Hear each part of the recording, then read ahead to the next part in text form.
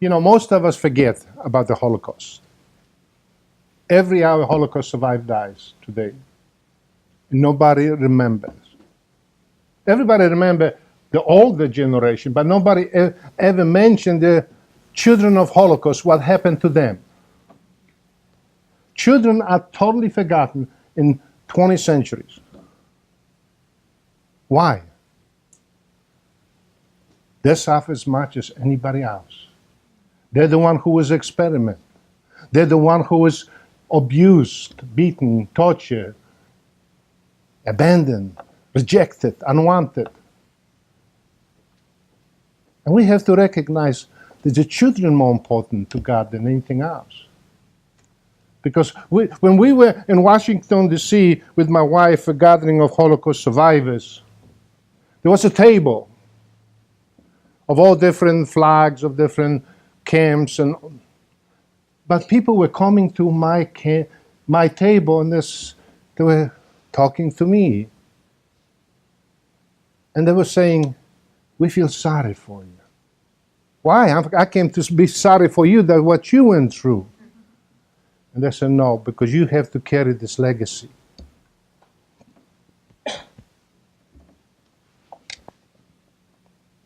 And I said, yes. And it's hard. Because there's many places people don't want to accept Holocaust survivors. Oh yeah, they use them and put them on a pedestal, but then they forget them. They don't remember us. Thank God, like people like Rod, like you guys, so remember, so you come and want to hear the testimony. You see, I'm like you, I had a mother. She was 3 months pregnant with me when she was arrested. She came from being German Jew, transported to Poland, put without a trial, without anything, put in a death camp. The sentence, death. But you see, these Hashems have different idea. They arrive in those boxcars like this, like animals. Imagine sometime week to 2 weeks to 3 weeks sometime to stand on those boxcars. What do you think they went for a glass of water? Or what do you think went to bathroom? Nobody ever wants to talk about that because that's a little gross. Really? What happened if that was you? They would put you on those boxcars. Where would you go to the bathroom? The smell overtake those wagons quickly. Disease set quickly before they arrived to the places where they were going. Stutthof. Most of you don't ever heard of it, Stutthof. Stutthof became massive camp quickly. Was built September 2nd, 1939. Was open. I remember the date, September 2nd. You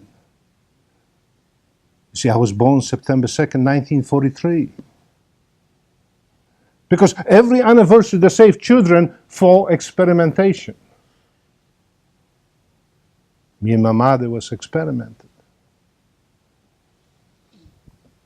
Stutthof have their own SS headquarters. Himmler visits Stutthof regularly. The number one SS officer who was visiting and be sure that everything goes as planned.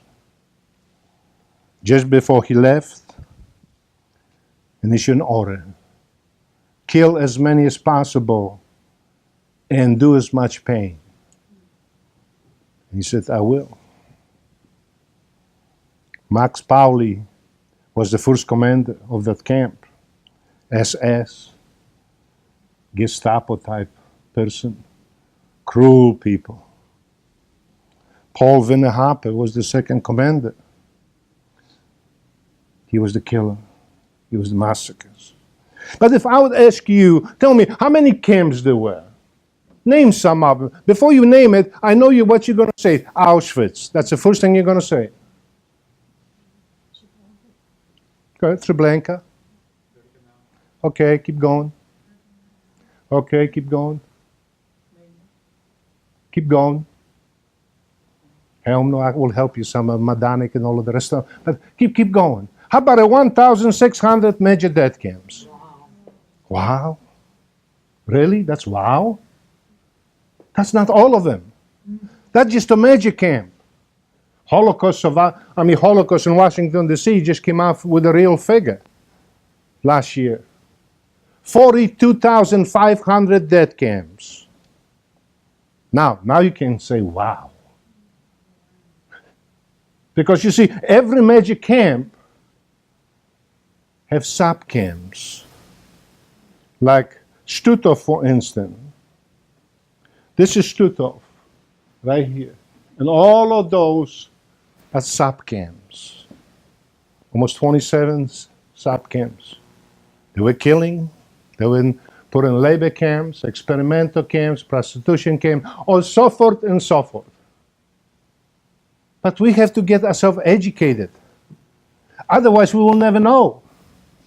Yeah, I speak in colleges, sometimes in university, and some professor comes and says, well, I thought there only were 5. Which college you went to? You know, because he never got himself educated.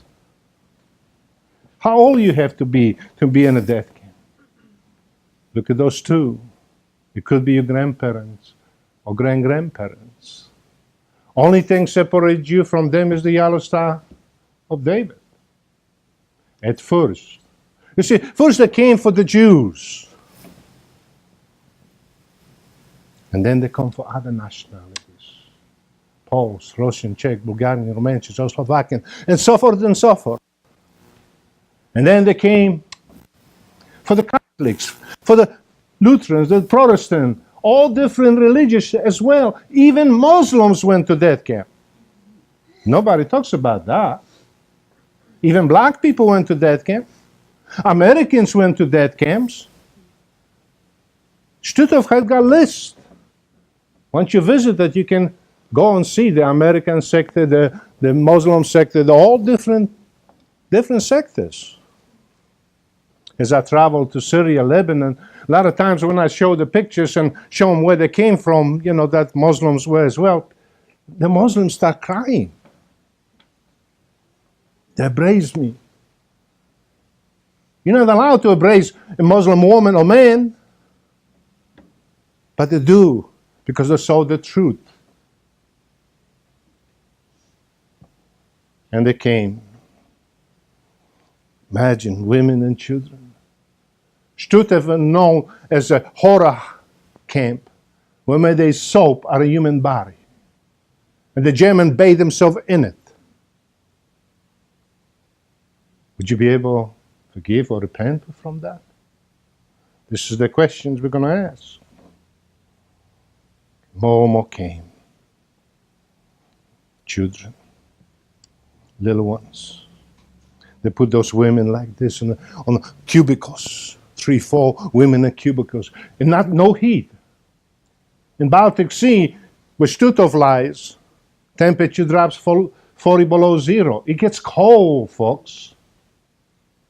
And you have no heat, no blankets. Only thing what you have with you. 1 bowl of soup. But if you look at here, they're sitting on something.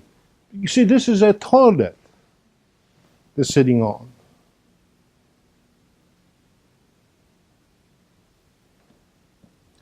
There comes the children, the crippled ones, the disabled ones. Took a pistol, boof, because Germany couldn't afford to feed them. And then they gathered those women. They cut their hairs, took a gasoline, benzene, and set them on fire.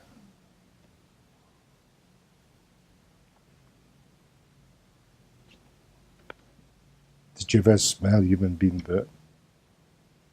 Did you ever see them scream?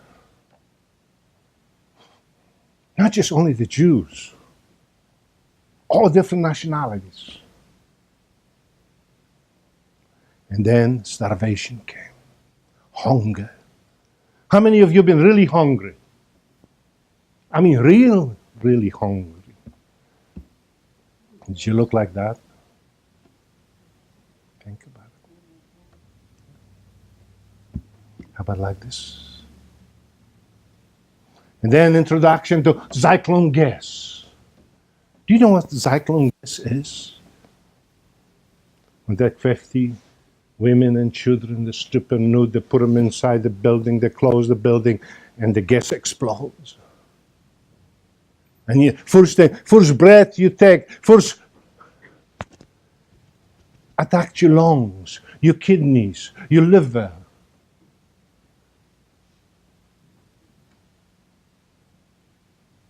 Takes 45 minutes to die.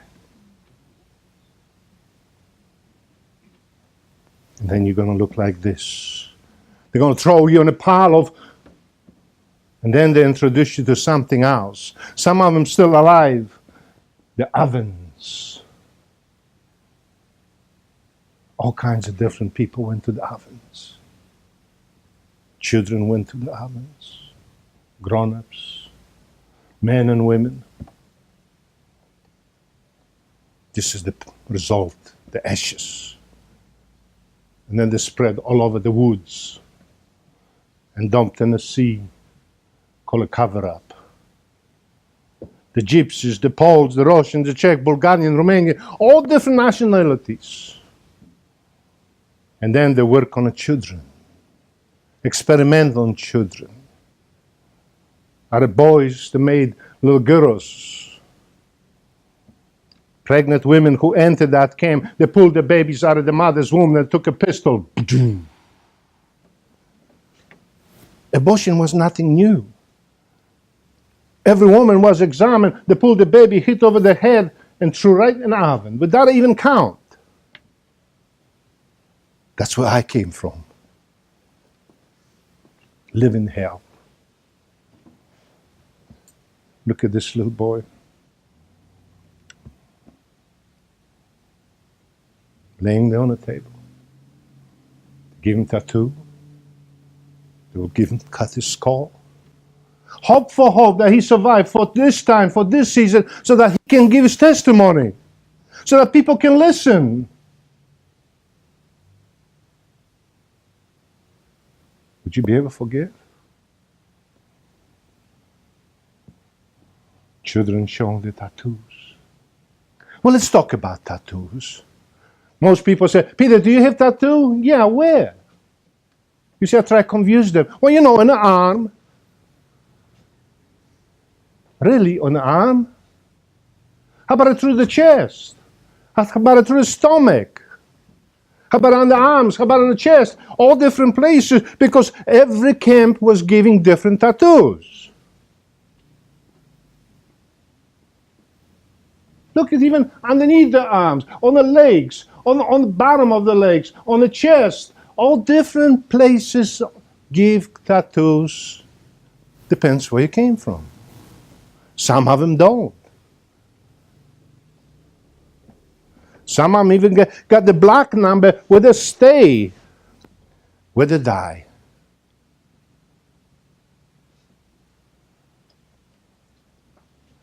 And then they cover up. Because the enemy was coming. The Americans from one side, the Russians from the other one, the British from the north, and the French and the Polish partisans.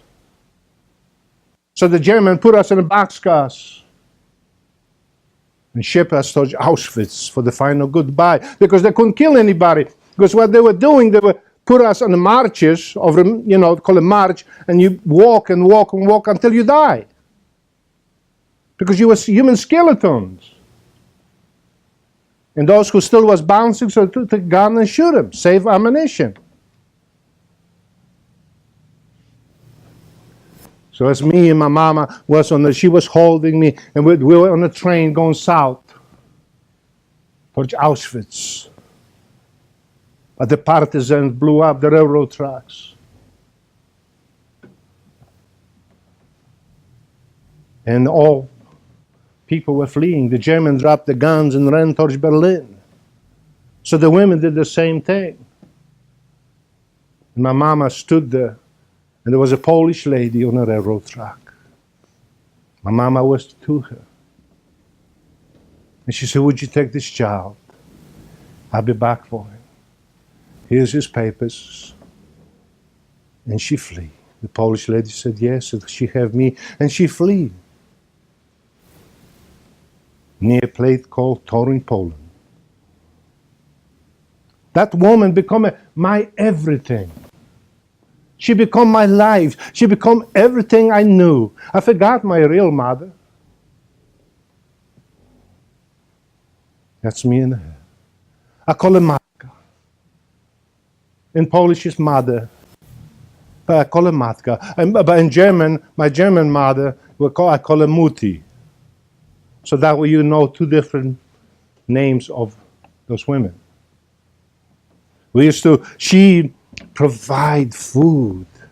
She have a friends, gypsies, who brought food because you couldn't buy anything. Because there was nothing. You see, in American sector, Americans brought food and everything else. But in Russian sector, the Russians brought nothing. We ate rats, mice, cockroaches, anything that moves, as long as we survive.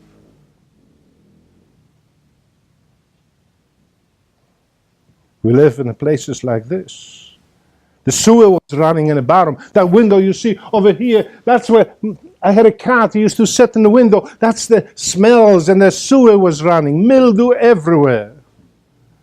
And then we moved to a different place. Ruins.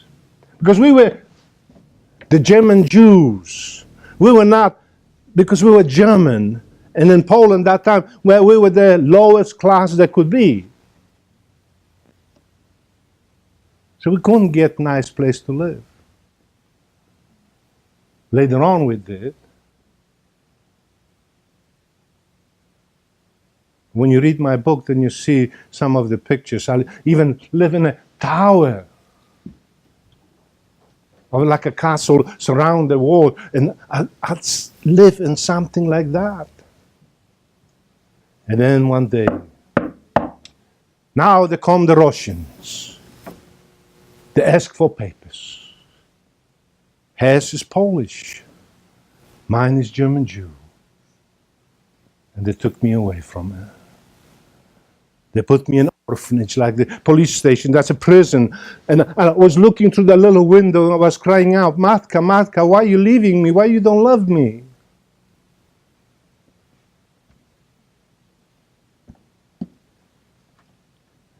And from there to the orphanage. We were not allowed to go to school. We have to work all day long on the fields. But when I arrived there was another little girl there. I call her Star. Star just embraced me right away as soon as she saw me. I loved this little girl with all my heart. We have to work together all day. But look at the children, wonderfully dressed. But look at this one and this one.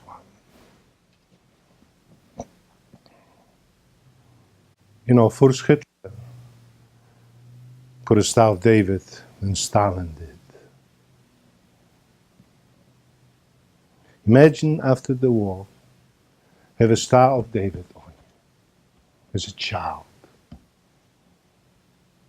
I didn't know what that meant. I didn't know that I was Jew. I did because I never went to school. But I knew there was something different. We have to work all day long in the fields, pick up the sugar beets, the big giant sugar beets we put in the wagons. And then at night, there comes the Russian soldiers.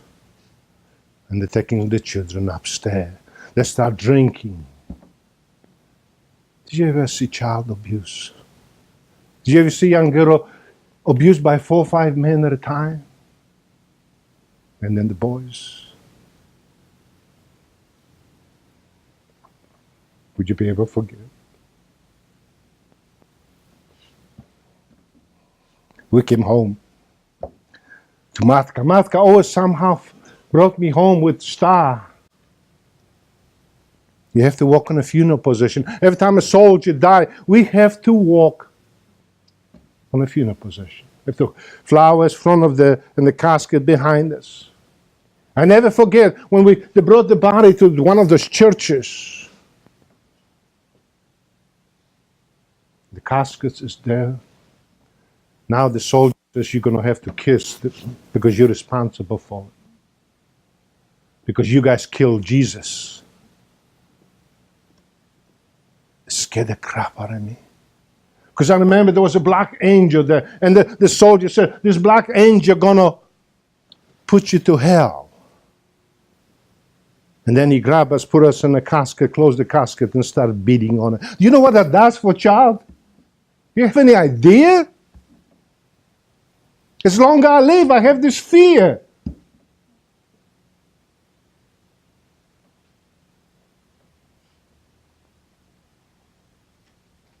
And then Matka took us home. And everything was going good. And then one day, in the middle of the night, there comes the KGB. There comes the Russian police. She opened the door. What do you want? We came for Piotr. That's my, in Polish, name. So she put a rope on her. The soldier grabbed me. And she said, where are you taking him? To the train station. They brought us to this place. What you see, that's not flowers. That's a bullet holes. That's execution wall. Did you ever see a child executed? As closer we come. Only thing you hear is pow! And like another one, pow! And then I see it. And then there was a Russian officer and a horse, a Mongolian troop. And he was grabbing the children by the neck, put a pistol in the mouth, and throw them back on the ground. And the next one. And now starts crying out. He's got her by the neck. And she said, Peter, Peter, save! And there was suddenly explosion. And he threw it out.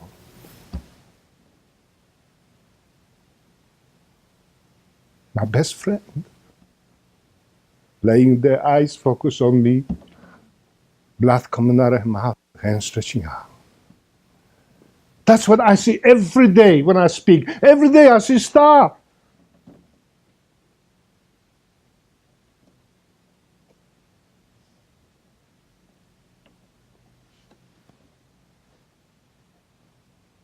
Now it's my turn. He grabs me by the neck, put a pistol in my mouth. But the Polish lady took her clothes off. She said, take me. Let him live. Would you do that? Would you lay your life for one another? This is my question is, would you lie for him or for her or for whoever? Would you lie for this child?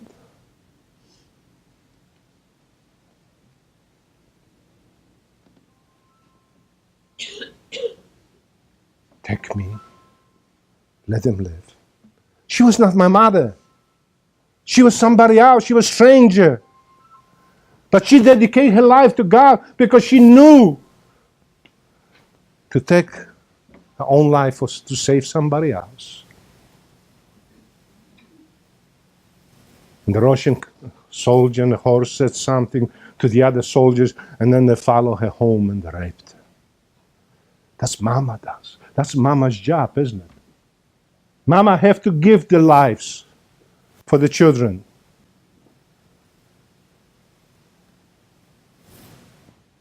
She wrote letters to Germany. She wrote letters to everywhere. We have documentation that she contacted every single agency in Germany, Jugendamt, Red Cross. I have a child. Please come and get him because they're going to kill him here. Find his mother. And then one day, I was age of about 14. Letter arrived. From the United States Army base in Baumholder, Germany, one of the biggest military bases in there. Big base.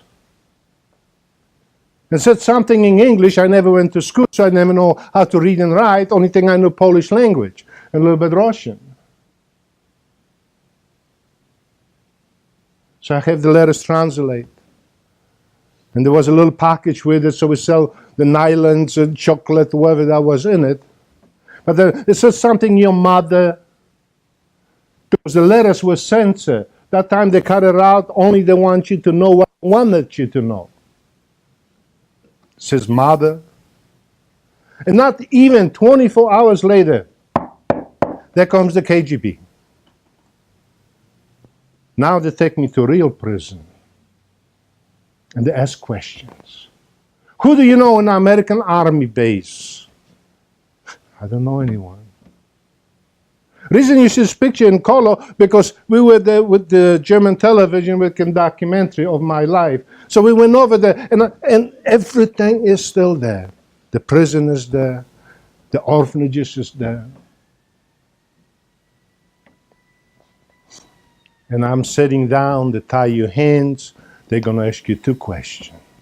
Who do you know in the American Army base? I don't know anyone. You're a spy. I said, no, I can't be a spy. I'm just a kid. You know what rifle beating is? You take AK-47, whap, over your mouth, your teeth comes out, and you pass out. I don't have a teeth that falls. And the next day, they give you over this side. And the next day, they break your hands, your knees, your kidneys, your liver. You're a spy. Who do you know in the American Army base? I don't know, but you received a letter from the United States Army base, because that time there was a Cold War between Americans and Russians. Most people don't have no clue today. They were ready to drop atom bombs at each other. And then they received a letter from the Red Cross. They found my mother. And now the Germany wants me back. Now this Polish matka telling me, I'm not your mama. You have to go. You have mama in Germany. I become angry, bitter, hateful. Someday and so I'm going to try to squeeze your neck and try, you know what? Because she left me to be tortured, to be raped, to be beaten. The time came, 1958. I told the Polish matka, unless you come with me. And she said yes. We came to Berlin. Look at the American tanks one side, Russian tanks on the other side. Moment of notice, they're ready to open fire. Bodies laying everywhere. Those who try escape. They told me to put my hands on my head and walk on the line. If I step out of the line, they will open fire. I was so scared. Because it was cold winter. Only have short pants, holey shoes, and I was freezing my little package on my head. And I keep walking. And two black soldiers grabbed me. And I never seen black person my entire life. Do you know what that does for somebody? Only thing I remember, the black angel. And I said, Matka, come, come. Matka was waving goodbye. She didn't have a visa. I was so scared, so petrified. They put me in the Jeep and drove off to PX. PX is where you buy groceries. They bought me bananas, oranges, and a big box of chocolate candy filled with schnapps. Rabbi, why are you? Take the names. Schnapps is alcohol. That time was, I would say, about 80% proof. Really good stuff. It was cold. I have short pants, holey shoes and all that. And they put me, and the soldier gave me a banana. I never seen banana. I didn't know what it was. And he says, eat, boy, eat. I don't speak language of his. Only thing I speak Polish, Russian. He speaks English, he probably German. So he showed me like this. I grabbed a banana, I squeezed the banana, flew on the other end. I have a skin, mouth full of skin. Tastes nasty. You want to be a hero? Go home, try it tonight. The pigs don't even want to eat that. Now the other gave me orange, and I didn't know how to, I thought it was an apple, so first thing I do, take a bite with the skin on. It's bitter, it's nasty. I knew they're going to try to kill me. They put me in a Jeep. Now from Berlin to Munich. And there was Autobahn, was a Russian sector. That time was no free Germany, it's just Russian Autobahn, and tanks were lined up. You could only stop in a designated area. So they give me this candy, these oranges, and the bananas for his bite of the candy. Wow, was so good. Look at, they had leather jackets, gloves, everything. That's how cold it was. You can't put a top down because you would freeze when you're driving out the mountain. So I start eating candy, but the banana, the orange, take the candy, take the 30 minutes, the whole thing was gone. I only weigh 60 pounds, so just imagine, I was a human skeleton. An age of 15, 14. And I was sounding my stomach going, bloop, bloop, bloop, bloop, bloop. And my head started spinning.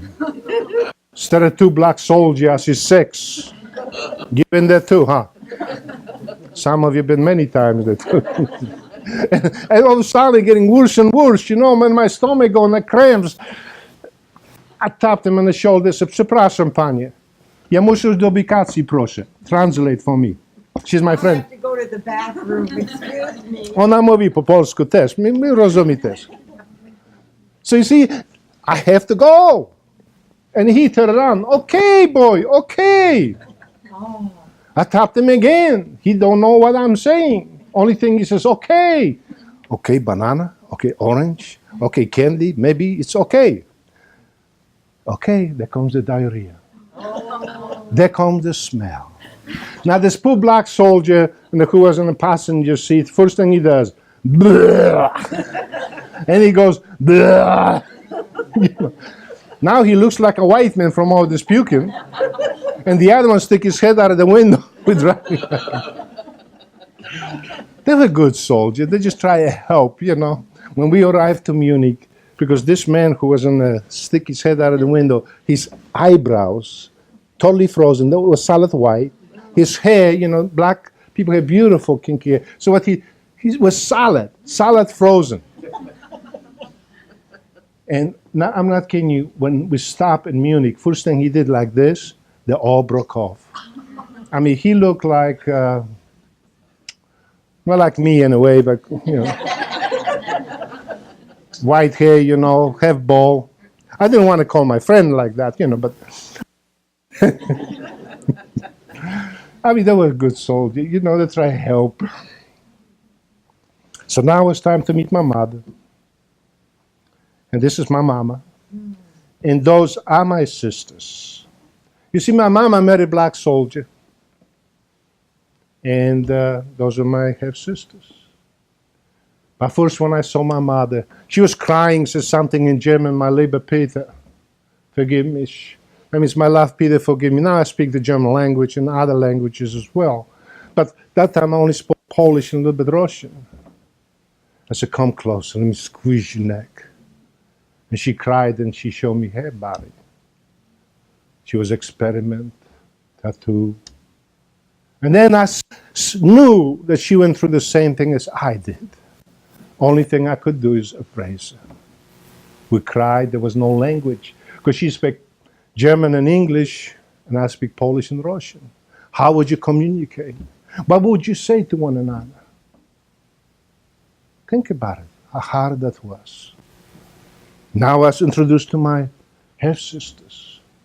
They couldn't speak my language either. Sign language maybe, or whoever it was, but it was fun. The little one, the dark one over here, she was like a little devil. You got them too at home, huh? Be honest. Little devil. Every time I fall asleep, she open my eye. Bingo!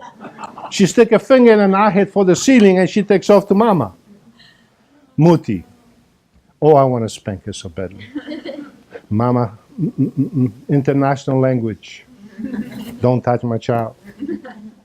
So anyway, now we have to come to America. I came to America in 1959, and it was hard for me. I didn't know the language, too quick, so they put us on a train, and we went south to Georgia. 1959, black and white was not acceptable. People don't know that. As soon as we started the train, we were introduced to KKK. There comes the beatings, there comes the torture. I was not allowed to go to school. Went to school, I got beat up by 6 guys, kicked the daylight out of me. I didn't want to live. I want to end it. And then we moved to Fort Riley, Kansas. Another military base. But my stepfather became alcoholic and started abusing us. And I ran away from home. I walked all the way to Lexington, Missouri, where Sheriff Daniel picked me up, and there was another man with him called Ike Skelton. Ike Skelton been in Missouri State Representative for 30 years in, I think, White House, whatever you want to call it there, and Senate, whatever. And he took me and he gave me a home and helped me with the education. And he protected me the best way he could. That's the first time I went to school to learn English. It was hard. Everything was not easy. People think, oh, now you're in America. It's wonderful. I have to go to school. I have to work. I work in a farm with wonderful family, the Homefeld family and the Tolman family. The Tolman family was really same age as I did, those kids. That taught me how to drive. He was a racetrack driver, and he taught me how to race cars. Introduced me to Falstaff beer. It was good. I love that family. It's so beautiful because we see each other still throughout the whole thing. We saw Ike too, but Ike Skelton just died last year. And then I got married. I got a divorce. And then moved to Florida, and I met my wife. Wow, there she is in the back. She took me as I was. We have 8 children, 12 grandchildren. But she took me and she stood by me through all the suffering I went through. At first, I didn't know even who I was. I didn't know that I was a Jew. I thought this came in the life, you know, who I am. I have black family. I have this. I start looking for job. People find out I have black family. I couldn't get a job. The racism was there. It was hard. I worked 2 jobs, and everything was going good. But inside, I was hungry. I was bitter. I was angry. The draft came. I went to war, then came back, and then divorce. But Val stood by me. She loved me. She took me. And she protected me. I didn't know everything. 1999. I give everything to God. I didn't want to have nothing to do with God. I was angry at God. And I said, you deal with it. I cannot find my family. You deal with it. And I'm not kidding you, a telephone rang. I was building my own house with 2 of my own hands. God gave me such a gift. I can fly planes. I can build anything. I can do anything. And can you hear me up there? Okay. And I said, you deal, God. I was working on the roof and telephone rings. My sister, Barbara, after 40 years, because I left, I didn't see my family for 40 years, my mother, anything. I just moved up. I was living in Florida. Telephone rings.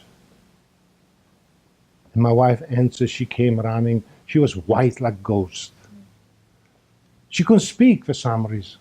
I said, are children okay? Somebody got killed? Like this, you know, she was holding the telephone. So I came down to the kitchen, she put a chair behind me, and she gave me the telephone. And my sister was alive. How she find me was a miracle. Because we were looking for them. And we could not find it. And as soon as I said, cautionally, I'm very cautious, hello, you know. I thought it was a bill collector or somebody. You got them too, huh? My people. And all of a sudden, I almost passed out. It's just like bang, you know. And she said, I said, how is Mama? Mama died. I have so many questions because we couldn't communicate. There was nothing I could get. How was my father? Who was my father? Are you love them? Did you guys? All of those questions that I want to know for my children. So we have a wonderful reunion with my sisters. Whoop. Come on. So we have a wonderful reunion. And they give me Barbara's mama died. She gave me the ashes of Mama. She said, Mama, like for you to take those ashes to Stutthof. It was the hardest thing I could do.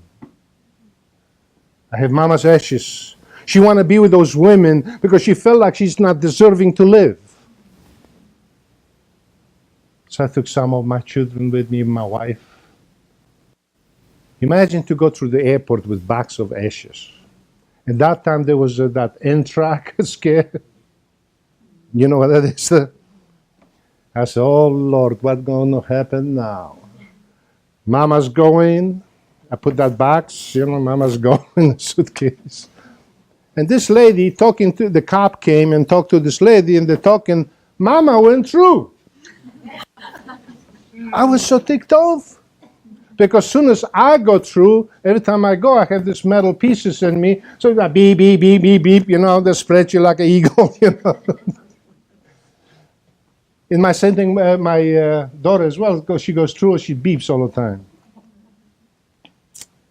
So anyway, we put Mama, we took her home to the death camp, to Stutthof. We spread the ashes.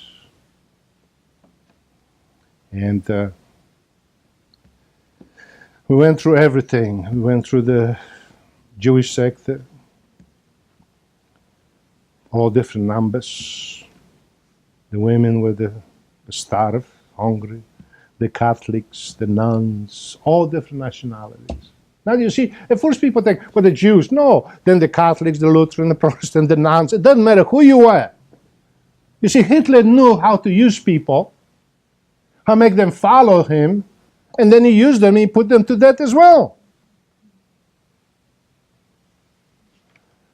On this way they show how to beat. They put them over that bars, they tie the hands and the feet, and all suddenly whap, whap.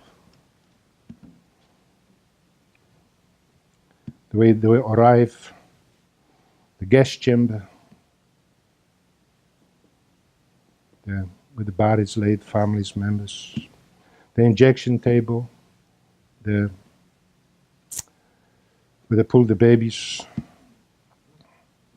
the ovens, how they would dress, millions of shoes, and the SS commanders. It was the hardest thing I could do, to go through that camp. When we came back, I had a massive heart attack. But the tragedy just began. Because there was something in me. Matka was a Catholic woman. The Polish Matka. I never, in Poland where I was, there was no religion. People don't understand it. I didn't know nothing. She always give me money and go to church. I took the money, went to movie. One day she was standing there with the umbrella.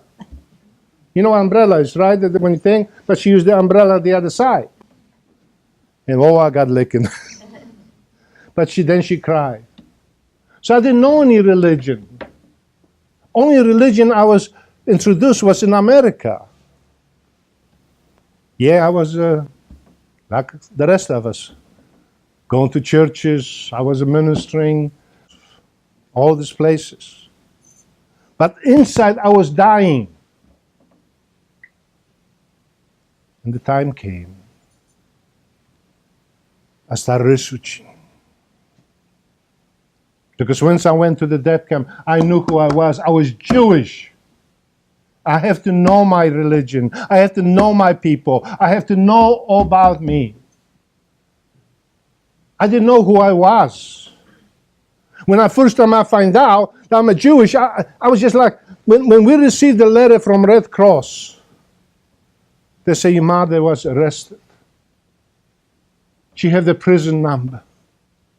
Mr. Lord, you're Jewish, sit down. I almost passed out. Now what I'm going to do with it? My life changed. My children didn't want to accept it. Now it's my time. I went researching. For 20-some years, I've been researching and researching and researching. And finally, I came to Hashem. Then the last time I spoke in Houston, I met Rod. And he had the same values as I did. And I found that, oh, there's hundreds and thousands of us who have the same values. I have to become a Jew. I am a Jew. There's no I can hide. I learned the commandments of God. The prayers. Still do all the other things. But still I get persecuted. From friends. All our friends dropped us. They hate us. Oh yeah, we worship that one Jew they pray to, but in the meantime they hate you.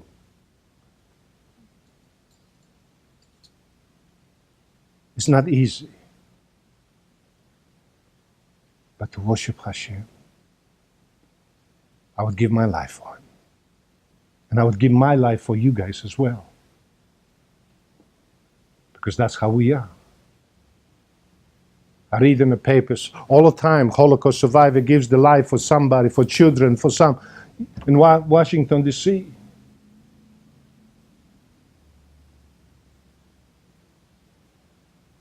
But now I will never return. Because I know who I am. I'm a Jew. And Baruch Hashem. Therefore, I thank you for coming to at least let me express where I come from, where I've been, and where I'm going. Yes, I got target on my shoulders. But I'm with Him. And I'm proud who I am. Amen? Therefore, I thank you.